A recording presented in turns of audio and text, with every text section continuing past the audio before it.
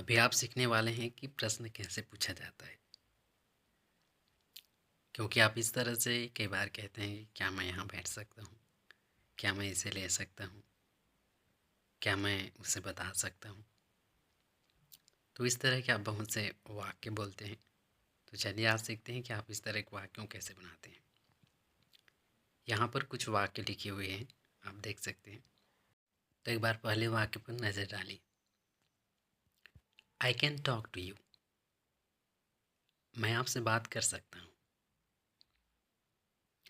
Can का आप Hindi meaning जानते हैं कि सकने का सेंस देता है। तो ये इसका हिंदी मीनिंग है I can talk to you, मैं आपसे बात कर सकता हूँ।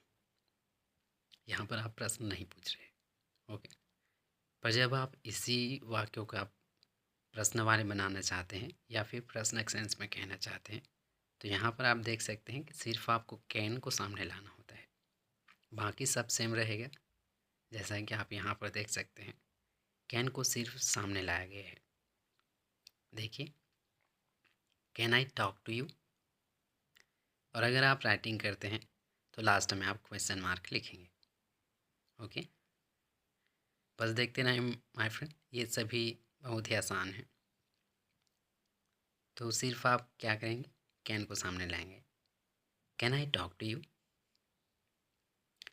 सेकंड देखिए, दूसरा,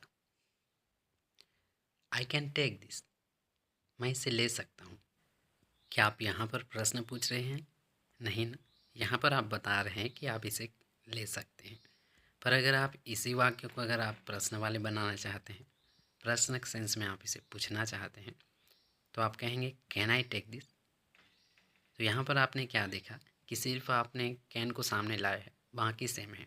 और अगर आप राइटिंग करेंगे तो लास्ट में क्वेश्चन मार्क जरूर लगाएंगे, ये तो इम्पोर्टेंट रहता है। अब आप देखिए थर्ड वन, तीसरा, आई कैन गो, मैं जा सकता हूँ। तो इसी तरह से अगर आप प्रश्न पूछना चाहते हैं तो कैन को सामने लाएंगे, कैन आई गो। तो आप समझ गए होंगे कि आपको प्रश्न किस तरह से पूछना है। तो आप एक बार ये चौथा देखिए, इसे आप बनाएंगे आई कैन सिट, मैं बैठ सकता हूँ। तो इसका आप प्रश्न वाले वाक्य कैसे बनाएंगे, कमेंट बॉक्स में ज़रूर लिखिएगा। तो इसी तरह से जितने भी आप प्रश्न वाले वाक्य बनाते हैं, उसमें आप इस तरह जो हेल्पिंग वर्ब होते हैं माय फ्रेंड, और आप जानते होंगे कि हेल्पिंग वर्ब किसे कहा जाता है या फिर मॉडल वर्ब किसे कहा जाता है। क्योंकि अगर आप शुरू से देख रहे हैं तो इनका जिक्र मैंने पहले किया था।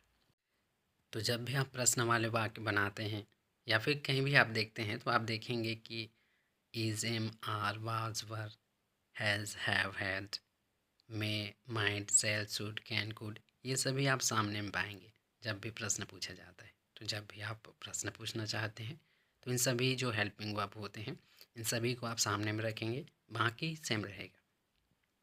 यहाँ पर आप देख सकते हैं। तो काफ़ी आसान रहा होगा आपको समझने में। और हाँ, ये आसान ही है माय फ्रेंड, बस आप देखते जाइए। तो अभी के लिए बस इतना ही। Thank you for watching. मिलते हैं फिर किसी अगली वीडियो में। इनकी प्रैक्टिस ज़रूर कीजिए। Thank you.